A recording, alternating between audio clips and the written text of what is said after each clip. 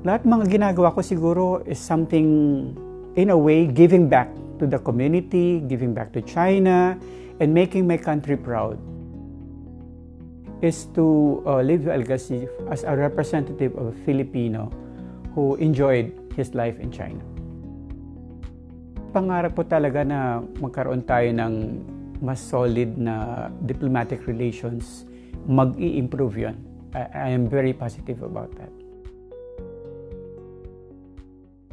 Ako po si Bong Antivola, tubong Bacolod City, Negros Occidental. Naninirahan na dito sa Xiamen, China for the past 19 years.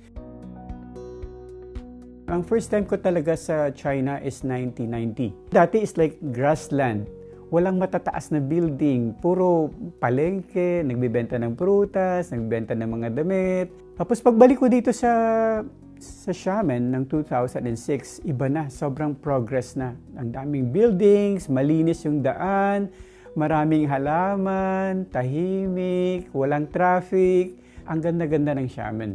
First day pa lang, namangha ako sa ganda at katahimikan ng Xiamen. Nung bata pa ako, it was my father's dream na may sikat na Antivola kasi hindi masyadong kilala ang apelyidong Antivola. Sabi niya, pangarap daw niya may sumikat na Antivola. So since bata ako, nakalagay sa isip ko yon. And it helps me move forward and like do greater things actually. So may maraming opportunities sa art, sa music. So sabi ko, sige, let's do it. Araw-araw na ako nagpipaint sa balcony actually, and then napakarami ko ng painting. So probably about maybe 500, 600 paintings all over the world na ngayon actually. So aside from Nordic Contemporary Art Center, I think I have 100 paintings there. May mga ASEAN, I've been part of the ASEAN Creative Season for the past 4 years. Since 2022, I was tasked by the Philippine Consulate General in Xiamen to contribute artworks representing the Philippines sa ASEAN. ASEAN is the Association of Southeast Asian Nations. Sa pang-apat na times talagang I'm very honored kasi to represent the country. And our last work is Balangay. Balangay is inspired by the church, stained glass. So makita mo yung kulay. So iba't ibang kulay like red, yellow, orange, pearl, marami. So halos lahat ng kulay na gamit ko na yata doon.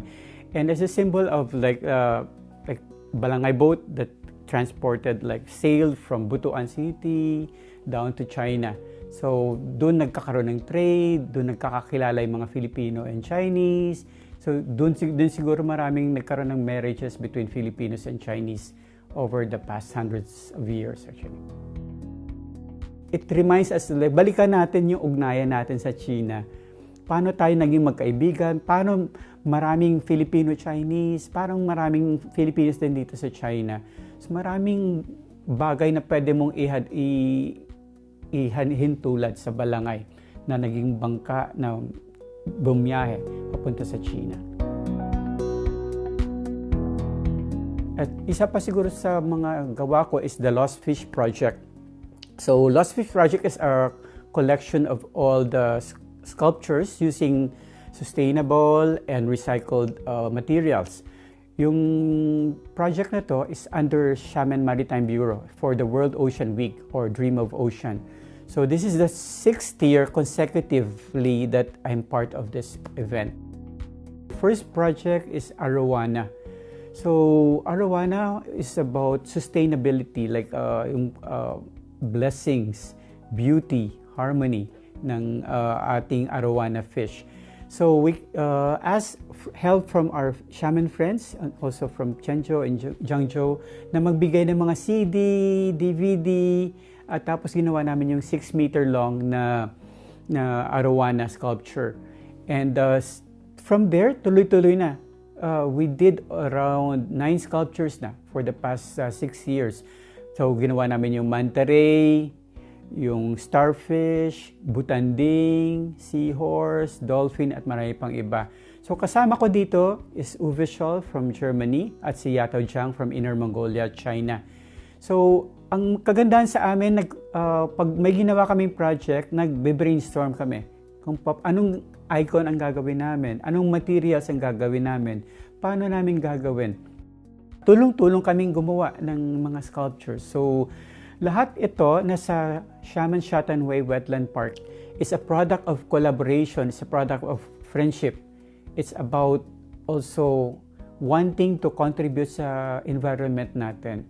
So, from there, hindi na namin matigil. Every year, we do something great for the city and also to raise awareness, lalo na sa mga estudyante na pumupunta sa Nordic Arts Center, na matuto sila about the importance of the seas and the oceans. So, from the first painting, from the first sculpture, pag nakakarinig ka ng magagandang bagay, na-inspire ka lalo. And alam mo, every time na may art exhibition ako, the flag of the Philippines is always there. Like, I'm always proud to raise the flag of the Philippines. And the other good thing is like we are donating to universities actually. So aside from Xiamen University, to GMA University, Huaqiao University, in cooperation with the Philippine Consulate in Xiamen. We are actually very happy. Like, the joy you give to others is the joy that comes back to you. So, lahat mga ginagawa ko siguro is something, in a way, giving back to the community, giving back to China, and making my country proud, is to live a legacy as a representative of a Filipino who enjoyed his life in China. Siguro yun ang pinaka-ano ko, like, how do I do this? Through my art. So, karamihan sa mga restaurants dito sa Xiamen, may sa mga bahay, may mga paintings na ako or something. Sa mga art centers, nandun na yung mga gawa ko. And then I think for me to be remembered as a Filipino who loved China also. And I think yun ang pinaka may ibibigay ko. And if there's one person who could say, I love Xiamen, ako yun. I really love Xiamen. Paraiso ko talaga to.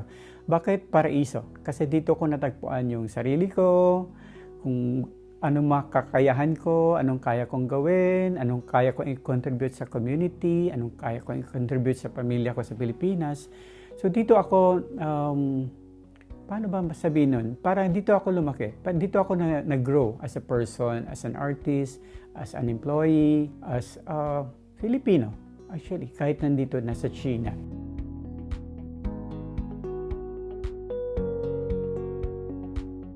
Sa Facebook, number one, siguro Facebook and Instagram, na papakita ko kung paano ako namumuhay dito sa China.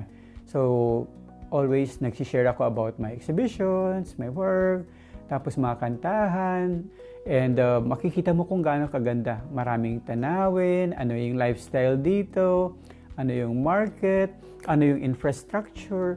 Nakikita nila na yung buhay dito, hindi lang naman puro trabaho. May time ka rin para mag-enjoy, makisalamuha sa mga kaibigan natin, magpinta, kumanta, sumayaw, mag-bowling. So maraming bagay na pwedeng gawin dito. Sa pakikipag-usap ko sa mga kaibigan ko, nakikita na sa Pilipino, masayahin. We know how to have fun. Marunong tayong magtrabaho, pero after trabaho, marunong tayong lumabas, mag-enjoy sa sarili natin. Kung minsan nagtatanong yung mga Chinese sa akin, saan magandang kumain? Saan magandang mag-party? Saan ang sports? Kailan tayo magbo-bowling? So, ang hugot dun is like giving the joy of Filipino or sharing the joy of the Filipino people. So, parang naging hotline na ako sa Xiamen actually in that context. Mga Pilipino dito, iba yung work. So, may mga Filipino designers, Filipino artists sa sports, and then mga teachers, merong mga nagmamanage ng mall, and many others na management position sa kanila-kanilang trabaho. And nakaka-proud talaga na mataas ang pagtingin siguro ng mga Chinese sa mga Pilipino. Nire-respeto, and alam nila yung ginagawa nila. They're expert in their own fields.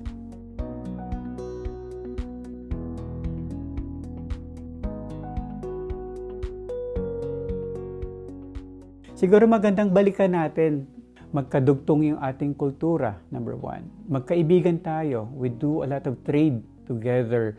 And then, siguro magkapamilya tayo. Siguro, I would say that. Kasi marami sa mga Filipino-Chinese sa Pilipinas, galing dito sa Fujian province. So, dapat siguro magkasundo tayo, sana maging mas maayos ang ating ugnayan, at marami pa tayong tatahakin. Marami pang mga exchanges in terms of investment, in terms of ideas, in terms of technology, in terms of manpower. Marami tayong pwedeng pagsamahin at na makakatulong sa dalawang bansa, not only for China but also for the Philippines.